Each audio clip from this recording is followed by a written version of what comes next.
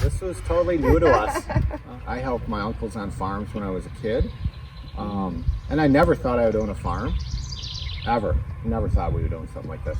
When we came here, it took us all of 5 minutes to know this is where we wanted to be, and this is where our family would be happy. Well, we've done everything from tuck pointing, brick, the old cobblestone, reglazing windows, all new siding.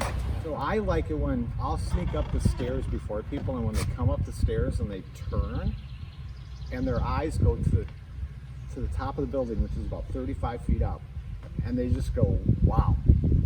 Ultimately, I'd like to be open to the public for weddings, graduations. The large barn behind us, that's a 1902 dairy barn. And then going off directly off the wall from that is a 1843 hayloft.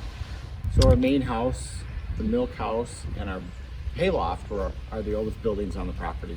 And this was put up by human hands and horsepower. Let's do what we can do to make this really cool and keep part of Wisconsin history alive.